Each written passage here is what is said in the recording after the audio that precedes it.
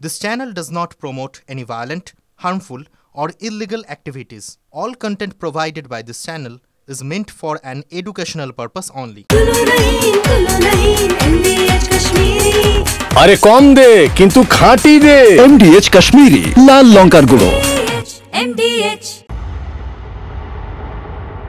দেখছেন TV 9 Bangla hotspot নিয়ে আমি আফরি আপনাদের সঙ্গে রয়েছি। আজকের খুব গুরুত্বপূর্ণ খবর আপনাদের সামনে তুলে ধরব। রাজ্যের যে উন্নয়নযোগ্য চলছে সেই উন্নয়নযোগ্যে যারা মূল অংশীদার হিসেবে কাজ করেন ঠিকাদাররা, তারা টাকা পাচ্ছেন না বলে অভিযোগ করছেন। এমনকি কোর্টেরও দ্বারস্থ হয়েছেন তারা। কোর্টেও নির্দেশ দিয়েছে রাজ্যকে, ব্যাখ্যা তলব করতে বলা হয়েছে যে কেন অর্থ দেওয়া হচ্ছে না। একাধিক প্রকল্প, কোটি কোটি টাকা বাজেট, কিন্তু যারা কাজ করছেন তাদের অবস্থা কি? ঠিকাদারদের কথা আপনাদের শোনাবো আজকে। একাধিক ঘটনা সামনে এসেছে আজকে। বিক্ষোভ চলছে বিভিন্ন জায়গায় ঠিকাদারদের, তার সঙ্গে সঙ্গে আদালতের একটি বক্তব্য। যারা সরকারি একাধিক প্রকল্পের কাজ করছেন এই ঠিকাদাররা, অর্থাৎ সরকারের যে ধরনের কাজ হয়, ধরুন রাস্তা তৈরি করা বা বিভিন্ন ধরনের বিজ্ঞাপনের কাজ বা সরকারের যে সমস্ত কাজ হয় সেই সমস্ত কাজে সরকার টেন্ডার ডাকে। এই টেন্ডারে অংশীদারি যারা অংশ নেয় তার মধ্যে যারা টেন্ডার জেতে তারা সেই কাজের বরাত পায় আর সেই মতো কাজ এগোয়। ঠিকাদারদের আজকে তারা বলছেন যে বহুদিন ধরে কয়েক অর্থবর্ষের টাকা তারা পাচ্ছেন না, অথচ কাজ ডান। এবার আবার টেন্ডারের মধ্যে তারা নথিবদ্ধ হয়ে রয়েছেন। তাহলে কি করবেন? নতুন কাজ তারা কি করবেন? তার কি কোনো গ্যারান্টি সরকার দেবে যে সেই টাকা তারা পাবেন? বৃহস্পতিবার মানে আজকে দুটো ছবি আমাদের সামনে এসেছে। সেই ছবি দুটো আপনাদের প্রথমে দেখায় আখেরে কি ধরনের অভিযোগ তারা করছেন আর কেন করছেন।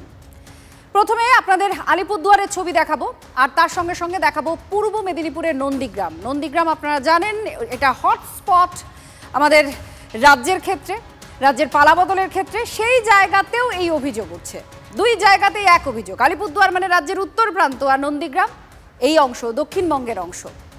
উত্তর থেকে দক্ষিণ ঠিকাদাররা একই রকমের অভিযোগ করছেন। তারা বলছেন পুজো চলে এলো, তাদের বকেয়া টাকা নেই, বকেয়া টাকা তাদের দরকার। কাজ করছেন কিন্তু টাকা কেন পাবেন না? একজন মহিলা যিনি ঠিকাদার তিনি বলছেন যে তার সংসার চলছে না, তিনি কি করে সংসার চালাবেন, কেঁদে ভাসিয়ে দিচ্ছেন তিনি। জেলায় ভিন্ন ভিন্ন জেলায় ভিন্ন ভিন্ন ছবি দেখা গেলেও তাদের বক্তব্য অভিযোগ এক। আর টাকার অঙ্কটা নেহাত কিন্তু কম নয়, মানে 1000, 2000, 40,000, 45,000 এরকম অঙ্ক নয়। সে হাজারের টাকা জমে জমে, অর্থাৎ টাকা না পেয়ে পেয়ে সেটা লাখ হয়েছে আর কোথাও হয়ে গিয়েছে কোটি টাকা। আমাদের 13 মাস ধরে জল জীবন মিশনের পেমেন্ট পাচ্ছি না। আমরা 90 জন ঠিকাদাররা আছি, তাদের বকেয়া 80 কোটি টাকার উপরে হয়ে গেছে। আমি টাকা চাইছি, আমার সংসার চলছে না, আমার দুটো বাচ্চা, তাদেরকে আমি কি করে মানুষ করবো? টাকা না দিলে আমার এগুলো সংসার এগুলো অচল হয়ে গেছে। 22 লক্ষ টাকা একটা পথশ্রী কাজ করার পরে আজকে 1.5 বছর হয়ে গেল, এখনো টাকা পাইনি। আমার পড়া আমার সমাধানে কাজ বেরিয়েছে, অথচ আগের টাকা দিচ্ছে না, একে টেন্ডার করে দিচ্ছে। তাদের এদের কি মানসিকতা নিয়ে কন্ট্রাক্টর গুলো কিভাবে বাঁচবে আমরা ঠিক বুঝতে পারছি না। বিডিও সাহেব আমাদের কোনো প্রত্যুত্তর দিচ্ছে না, আমাদের যথোপযুক্ত প্রত্যুত্তর পাচ্ছি না। আমরা অনেকগুলো ফান্ডে টাকা আছে, সেই সব ফান্ড আমরা রিলিজ করছি না, সেই কারণে আমরা বিডিও অফিসের সামনে ধর্নায় বসেছি। ফান্ড আছে, যেগুলো ফান্ড আছে সেগুলোরও পাচ্ছি না পয়সা। রাস্তা থেকে জল, দুয়ারে সরকার থেকে পাড়ায় সমাধান। সরকারের এই প্রকল্পগুলো চালিয়ে নিয়ে যাওয়ার কাজটা এই ঠিকাদাররা করেন। রাজ্য টেন্ডার ডাকে, যে ঠিকাদার টেন্ডার জেতে তিনি কাজ পান। আর এইভাবেই চলে আসছে বছরের পর বছর। এটাই সরকারি সিস্টেম কাজ করার। অভিযোগ গত কয়েক বছর থেকে কাজ হয়ে যাচ্ছে কিন্তু টাকা নেই। সব মিলে কত টাকা বকেয়া? সাংবাদিক সম্মেলন করে একটা অঙ্ক তুলে ধরলো রাজ্যের ঠিকাদার সংগঠনগুলো।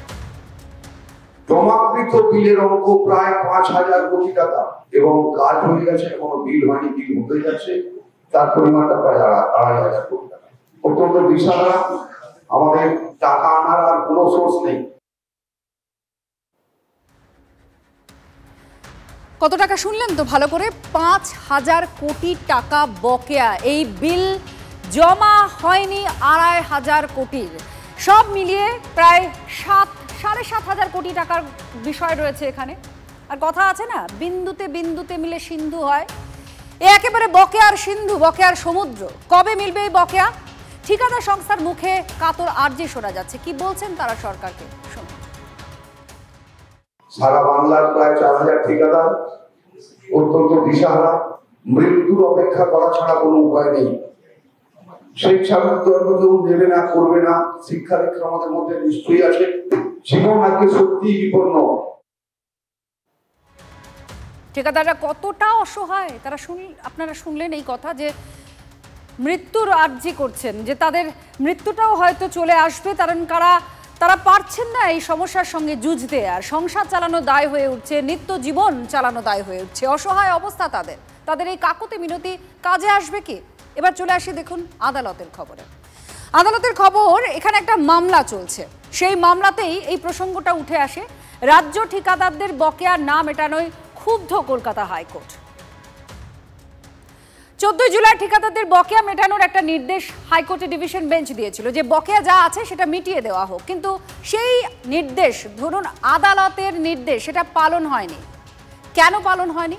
ক্ষুব্ধ হাইকোর্ট রুল জারি করেছে রাজ্যের অর্থ সচিব এবং নগর উন্নয়ন দপ্তরের সচিবের বিরুদ্ধে। রায়গঞ্জ পুরসভায় ঠিকাদারদের 15 বছরের টাকা বাকি রয়েছে। ভাবুন, 15 বছরের টাকা ঠিকাদাররা পাননি। কেন সচিবদের বিরুদ্ধে পদক্ষেপ করা হবে না?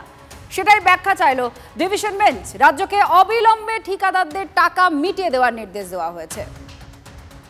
রাজ্যের একাধিক প্রকল্প আছে, কোটি কোটি টাকা ভাতা দেওয়া হয়, কিন্তু যারা সরকারি প্রকল্প চালাতে কাজ করে যাচ্ছেন, অর্থাৎ যারা নিজেদের গ্যাটের করি খরচ করে এই সমস্ত কাজগুলো করেন, তারপর সরকারের কাছে বিল দেন, তারপর সেই টাকা তারা পান, তাদের টাকাটাই বকেয়া হয়ে রয়েছে। এমন রাজনীতির পয়েন্ট এটা একটা, আর সেখানেই এই পয়েন্ট ছাড়ছেন না রাজনীতিকরা।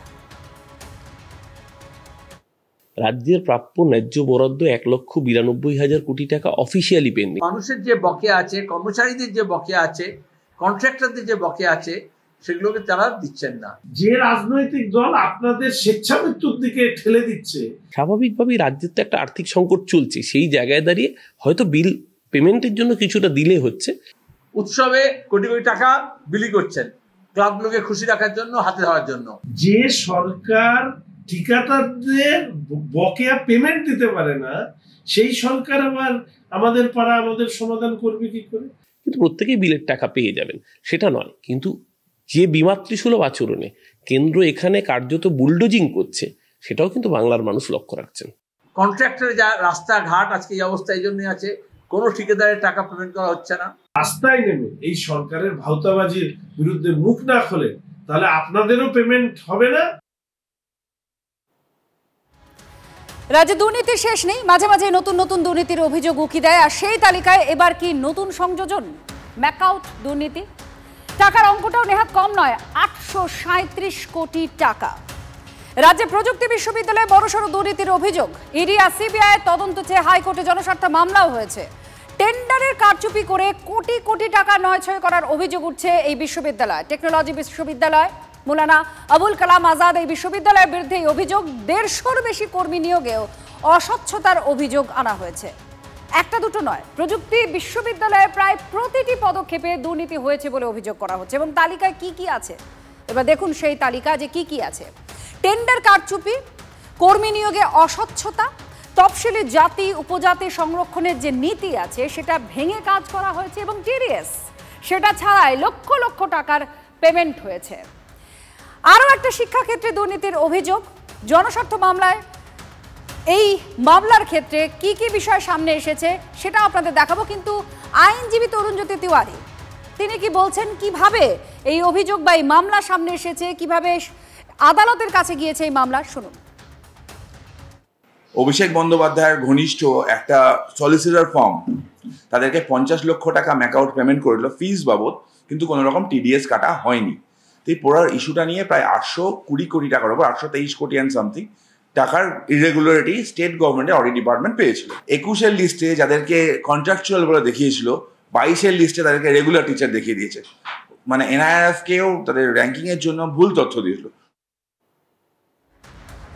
অর্থাৎ আরও একটা দুর্নীতির অভিযোগ। জনস্বার্থ মামলায় জাতীয় তফসিলি জাতি উপজাতি কমিশনকে তদন্ত করার আবেদনও করা হয়েছে এই মামলায়। রাজ্য সরকার বিশ্ববিদ্যালয় এবং সংশ্লিষ্ট যে সব পক্ষ আছে প্রত্যেকের কাছ থেকে হলফনামা চেয়েছে আদালত, জানাতে বলা হয়েছে।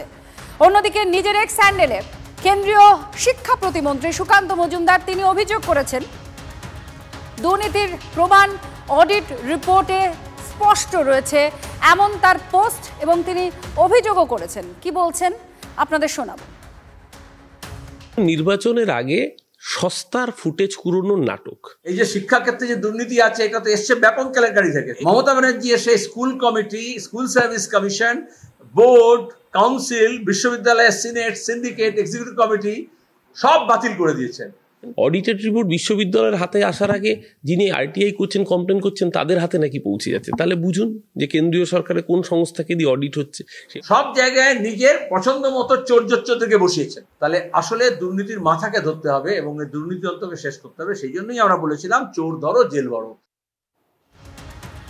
এবার ম্যাকাউটের বর্তমান উপাচার্যের কথা আপনাদের বলি, কারণ তিনি দায়িত্বে আছেন। তিনি কি বলছেন এই অভিযোগ সামনে আসার পর? তিনি বলছেন তার দায়িত্ব নেওয়ার আগের বিষয় এটা, এবং রিপোর্টটা দেখে তার মনে হয়েছে দুর্নীতির কথা বলা নেই অডিট রিপোর্টে।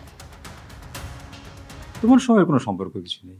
মানে ধরুন অ্যাটলিস্ট এপ্রিল 2023 পরের কোনো কিছু নেই। যা কিছু হচ্ছে আপনার মার্চ 2023 অবধি। রিপোর্টে কোথাও কিন্তু যে দুর্নীতি বা করাপশন এইরকম ধরনের ওয়ার্ড কিন্তু কিছু নেই সেখানে। অডিটে যেটা বলা হয়েছে যে মানে কি বলবো এখান থেকে প্রসিডিওরাল ল্যাপস, ঠিক যে গভর্নমেন্টের নিয়ম অনুযায়ী যে প্রসিডিওর অনুযায়ী ধরুন খরচ করার কথা, যে অনুযায়ী একটা বিল্ডিং বানানোর কথা, হয়তো সেই প্রসিডিওরগুলো পুরোপুরি ফলো করা হয়নি। আর আজকে এসএসসি দুর্নীতি মামলার ট্রায়াল শুরু হলো। আজকে সাক্ষ্য গ্রহণ পর্ব। পার্থ চট্টোপাধ্যায়, সুবীরেশ ভট্টাচার্য, এসপি সিনহাদের বিরুদ্ধে এই বিচার প্রক্রিয়া শুরু হলো। প্রথম দিন সাক্ষ্য দিলেন এসএসসির প্রাক্তন চেয়ারম্যান চিত্তরঞ্জন মণ্ডল, আর সেখানেই বিস্ফোরক প্রাক্তন চেয়ারম্যান। বেআইনি নিয়োগের জন্য চাপ আসত, আর চাপ দিতেন কে না মুকুল রায়। শিল্পমন্ত্রী ছিলেন সেই সময় পার্থ চট্টোপাধ্যায়, তিনিও পরোক্ষে চাপ দিয়েছেন। আদালতে এই চাঞ্চল্যকর দাবি করেছেন এসএসসির প্রাক্তন চেয়ারম্যান চিত্তরঞ্জন মণ্ডল। এসএসসির চেয়ারম্যান পদে নিয়োগের বিষয়ে তাকে জানান মুখ্যমন্ত্রী। আদালতে দাবি করেন এসএসসির প্রাক্তন চেয়ারম্যান 2022 সালে আমাদের এমনই ইঙ্গিত দিয়েছিলেন প্রাক্তন এসএসসির চেয়ারম্যান চিত্তরঞ্জন মণ্ডল।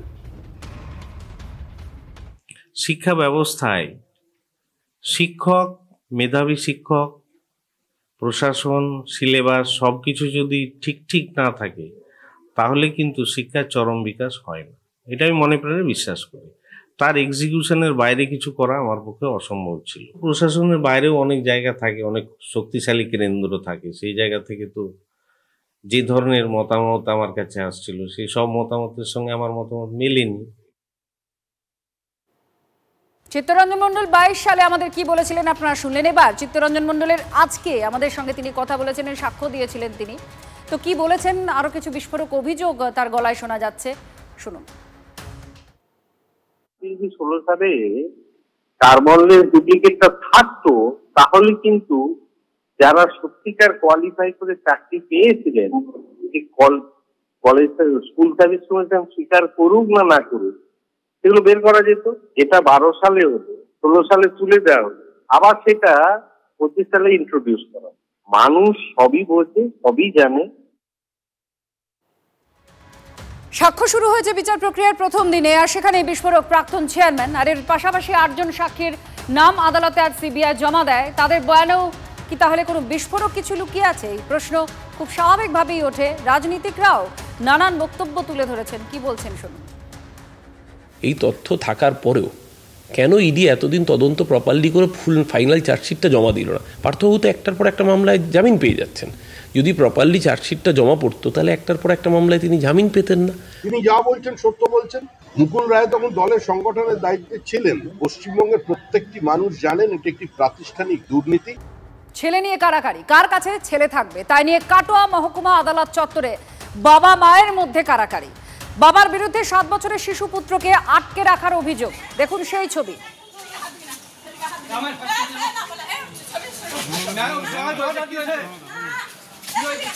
কি হয়েছে তোমাদের? কি হয়েছে?